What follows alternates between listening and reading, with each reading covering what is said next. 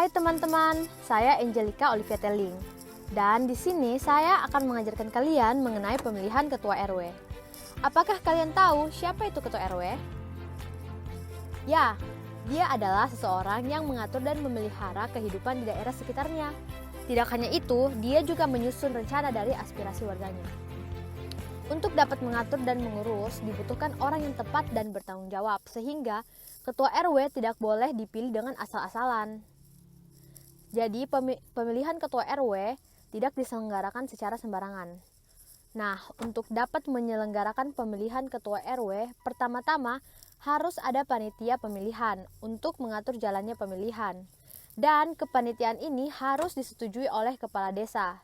Tugas dari panitia pemilihan ini adalah untuk menyeleksi calon ketua RW, menetapkan calon ketua RW yang memenuhi persyaratan, menentukan daftar pemilih, menyusun tata tertib pemilihan ketua RW, menyelenggarakan pemilihan, tetapi tidak hanya pembentukan panitia, tetapi dibutuhkan juga sebuah calon, sehingga orang yang ingin menjadi ketua RW harus mendaftarkan diri ke panitia.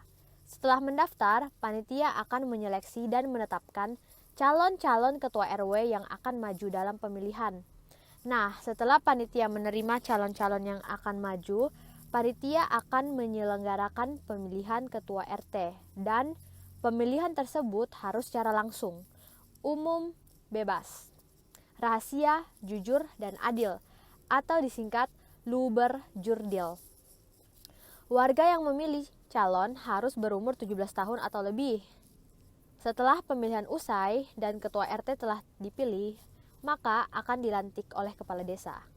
Nah, itu adalah cara-cara pemilihan ketua RW. Dan agar kalian mengerti lagi, maka kalian akan mengerjakan soal di halaman 74.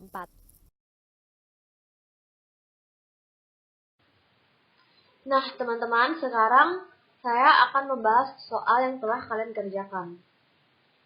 Di buku cetak halaman 74. Pertanyaan pertama, siapakah ketua RW di daerahmu? Kalau di daerah saya, ketua RW saya bernama Ibu Santi.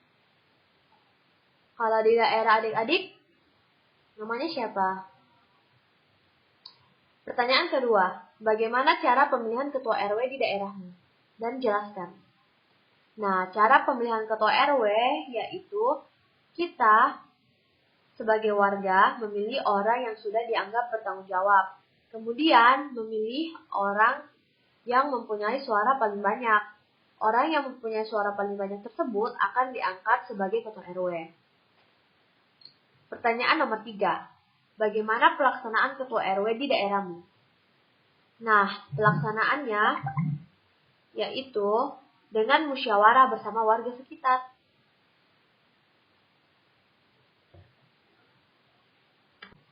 Pertanyaan selanjutnya adalah, sebagai warga sekolah, apa tanggung jawabmu kepada sekolah?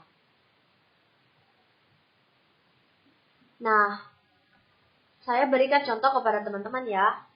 Kalau saya, tanggung jawab saya saat di sekolah adalah mengerjakan tugas dengan baik, dan sebagai siswa yang mempunyai kewajiban untuk mengerjakan tugas, saya harus bertanggung jawab untuk mengerjakan dan juga menyelesaikannya. Nah, kalau teman-teman belum selesai menjawab, teman-teman dapat mempause video ini ya. Terima kasih.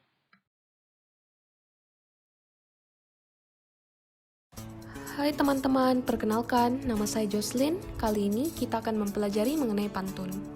Di materi sebelumnya diceritakan bahwa Pak Bakri terpilih menjadi ketua RW. Masyarakat di Desa Dayu sangat bersukacita atas terpilihnya Pak Bakri Widodo sebagai ketua RW Dayu. Dan teman-temannya juga turut serta dalam kegembiraan. Bahkan untuk menunjukkan rasa gembiranya, Dayu berpantun. Jalan-jalan membeli selasih, dibuat es, aduh segarnya. Ketua RW telah terpilih, semoga hidup damai sentosa. Nah, sekarang yuk kita sama-sama mengerjakan latihan soal di buku cetak halaman 76.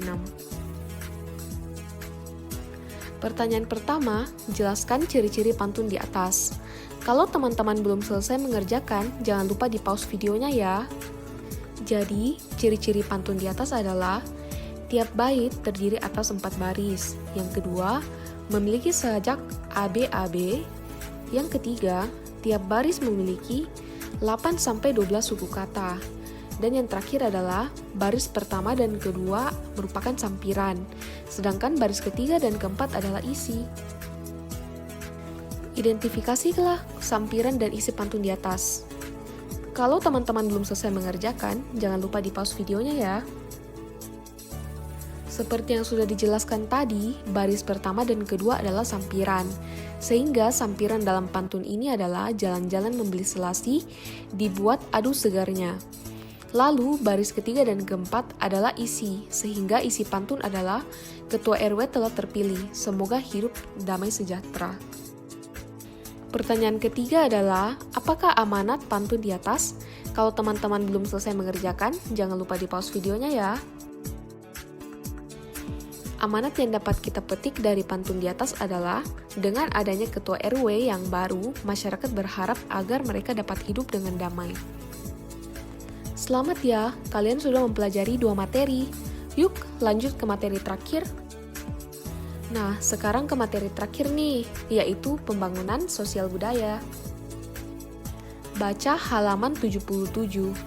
Berikut merupakan contoh aktivitas masyarakat dalam upaya pembangunan sosial budaya.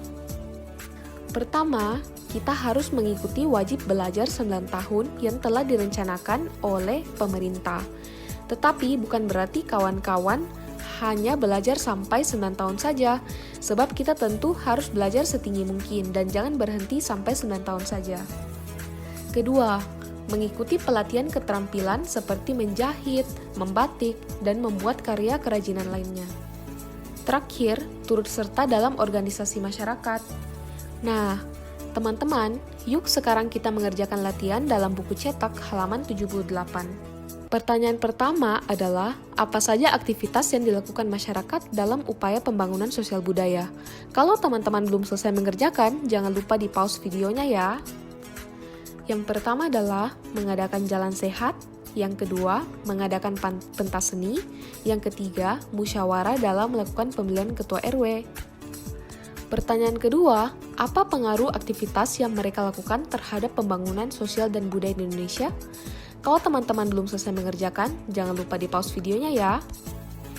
Pengaruh aktivitas yang mereka lakukan terhadap pembangunan sosial dan budaya di Indonesia adalah berkembangnya interaksi antar warga sehingga menciptakan kerukunan dan kesejahteraan.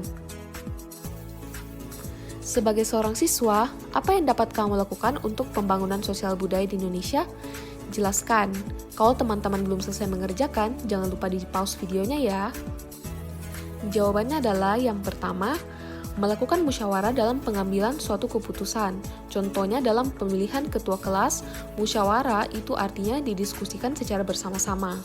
Yang kedua, mengadakan pentas seni budaya, atau jika ada acara sekolah, teman-teman bisa mengusulkan atau berpartisipasi dalam pentas seni budaya. Yang ketiga adalah saling membantu satu sama lain dan bekerja sama, atau jika ada kesulitan, teman-teman dapat ikut saling membantu.